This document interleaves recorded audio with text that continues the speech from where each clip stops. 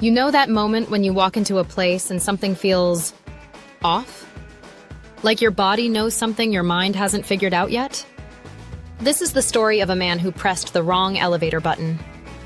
A simple mistake. The kind that changes everything. Because sometimes the people we've forgotten, they haven't forgotten us. And sometimes, a single room can hold an entire life we never knew we lost. His name was James. 32 years old. He lived in a downtown apartment building, one of those massive complexes where you never see the same person twice. He'd been coming home from work. Same route. Same elevator. He was tired. On his phone. Not paying attention. The elevator doors opened on the 17th floor. He stepped out without thinking. It took him 3 steps down the hallway before he realized something was wrong. The door numbers weren't matching. He was looking for 1704. But the numbers were going backwards? Wait. Did I get off on the wrong floor? He turned around. Looked at the elevator. Yeah. He'd pressed 17 instead of 27. Simple mistake. But instead of going back, James decided to look around for a second. The hallway looked different from his floor. Quieter. Older. The paint on the walls was this pale blue color. Kind of familiar? He wasn't sure why, but he kept walking. When he got to apartment 1704, he stopped. His hand reached out to the door without him thinking about it. Like muscle memory. Like his body remembered something his mind didn't. The door was slightly ajar. Hello? Anyone home? No answer. Just the sound of the city outside the windows. Traffic. Distant sirens. The hum of an air conditioner. James pushed the door open a little more. He knew he shouldn't. He knew this was someone else's space. But something was pulling him in. Something he couldn't name. He stepped inside. The apartment was small. Cozy. The walls were covered in photographs. At first, James didn't understand what he was looking at. Just images. Memories that weren't his. But then he stepped closer. His breath caught. There was a photo of him. But younger. Maybe 25? 26? And he was with a woman. She had dark hair. Dark eyes. She was smiling at him like she knew all his secrets. What the? I've never seen this before. Who is this? James moved from photo to photo. Him and her at the beach. Him and her at some kind of party. Him and her on what looked like a hiking trail, both of them covered in mud and laughing. They looked happy. More than happy. They looked like people in love. But James had no memory of any of it. He walked over to a side table. There was a small wooden box. Inside, he found letters. Dozens of them. His own handwriting on the envelopes. To her. Love letters. The kind of letters you write to someone you're planning to spend forever with. And then there was the ring. A diamond engagement ring. Sitting in a small velvet box. On the bottom of the box, 3 words were engraved. Forever starts now. James's hands were shaking. His chest felt tight. This is insane. This isn't real. I would remember this. I would remember her. I would remember proposing. He heard a key in the lock. The front door opened. And there she was. The woman from the photographs. Older now. Maybe 40. But it was definitely her. Same dark eyes. Same face. But now her eyes were red. Like she'd been crying. She froze when she saw him. For a long moment, neither of them moved. They just stared at each other across the small apartment. You came back. What? I'm sorry, I didn't mean to. I got off on the wrong floor and the door was open and It's okay. I always leave it open. Just in case. She stepped inside. Closed the door behind her. She didn't seem surprised to see him. She seemed relieved, like she'd been waiting for this moment for a very long time. Do we know each other? James. You don't remember me? Her name was Sarah, and she told James the story of their life together. How they met in college. How they fell in love. How he proposed in the rain outside a coffee shop. How they were supposed to get married the next spring. But then one night 7 years ago, James got in a car accident. A bad one.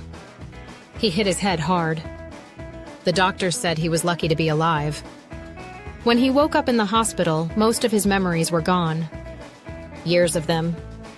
Everything from age 23 onwards seemed to have just disappeared. You didn't remember me. You didn't remember us. The doctor said it was post-traumatic amnesia. That your memories might come back. But they never did. That's not possible. I would remember something. I would remember you. You tried. God, you tried so hard. For months you tried. You'd wake up every day and hope that today was the day it would come back. That you'd remember loving me, but it never did. Sarah told him how his family had taken him away after that. To recover. To heal. She said they told him he needed to start fresh. That being around her, being in this apartment, was only making things worse because it was a constant reminder of what he'd lost. So he left. And he never came back. Your family moved you across the country. You got a new apartment. A new life. And I stayed here. In our apartment. Hoping that one day you'd remember. But I don't remember any of that. I don't remember the accident. I don't remember you. I don't remember any of it. I know. And I'm not angry anymore. I was for a long time. But I'm not. I needed to see you one more time. To know you were okay. How do you know I'd come here? How could you possibly know I didn't? But you always did. Every time something scared you. Every time you needed to remember who you were. You'd come back here. To this apartment. To us. Even when you didn't remember. James looked around the apartment. At the photos. At the letters. At the ring. And something shifted inside him. Not a memory. But a feeling. Deep in his chest. Like his body remembered even if his mind couldn't. Why are you telling me this now? Because I'm selling the apartment. This is the last day I have here. And I thought maybe you'd come back one more time. The way you always do. James looked at Sarah. Really looked at her. At the pain in her eyes. At the way she was holding herself together like she might fall apart at any second. If what you're saying is true, if we were engaged, why didn't you ever try to find me? Why didn't you reach out to my family? I did. For years. Your mother told me you didn't want contact. That you'd moved on. That I needed to let you go. And you just believed her? What choice did I have? James walked over to the window. Looked down at the city below. Cars moving. People walking. Everyone going about their lives. Everyone with their memories intact. I need to ask you something. And I need you to be honest with me. Anything. Did I seem happy? In those years before the accident? With you? Yes. James, you were so happy. We both were. Then tell me everything. Tell me who I was. Because whoever I am now, whoever I became after the accident, I don't think I'm him anymore. And Sarah did. For the next hour, she told him. About their first date. About the moment he knew he wanted to marry her. About the life they'd planned. The dreams they shared. The future that had been erased in a single moment of twisted metal and broken glass. James listened to every word. And with each story, he felt something breaking inside him. Not pain exactly, but a kind of grief for a life he'd lived, but never known he lived. When Sarah finished, James asked to see his old phone. His old wallet. anything that could prove what she was saying. She pulled out a box from the closet. Inside were his things. From before. His old driver's license. His photo from years ago. He looked so young. So hopeful. There were photos. Videos. A journal where he'd written about her. About his dreams. About forever. And then there was something else. A letter. Sealed. With his name on it in his own handwriting. James looked up from the letter. At Sarah. At her face. And he understood. In that moment, he understood everything. When did you write this? The day after the accident. I had a feeling... I don't know why. I had a feeling that even if you forgot everything else, some part of you would remember that apartment. Would remember to come back. And I did. I've been coming back. For 7 years, I've been coming back to this apartment. And I never understood why. I just felt pulled here. Even though I didn't remember you. Even though I didn't know why I was coming. What do you mean you've been coming back? James, you haven't been here in 7 years. Not once. James felt the room tilt. What? I've been walking past your building. Where you live now. I know where you work. I've watched you, James. All these years. And you never came back. You never even tried. But I have these memories. Not real memories. But these feelings. These instincts. Like I've been here before. Like I know this place. You're describing déjà vu, James. Your mind is trying to make sense of what I'm telling you. It's creating false memories. And that's when James understood. That's when the real shock hit. Oh God. Oh my God. She's been following me. For 7 years, she's been following me. And I have no idea who she is. James took a step back. Then another. I need to leave. Wait. James, please. Just hear me out. I'm not trying to hurt you. I'm not crazy. I missed you so much. I don't know you. I don't remember you. And what you're describing, following me, that's not love, Sarah. That's not okay. It's not like that. I was just making sure you were safe.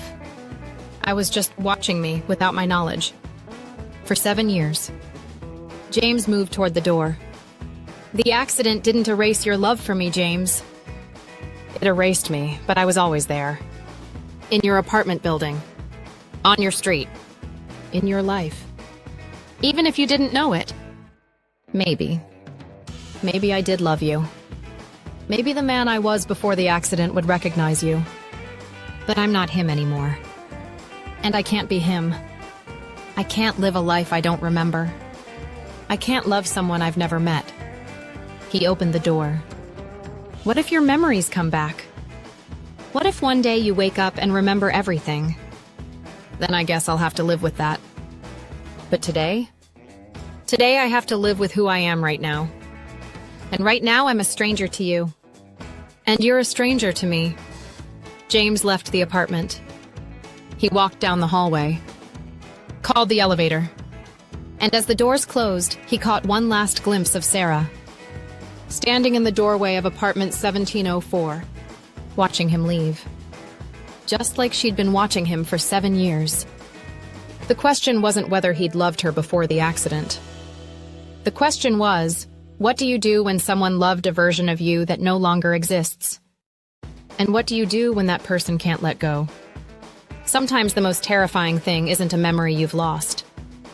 It's the realization that someone else has been living in a memory of you that never went away.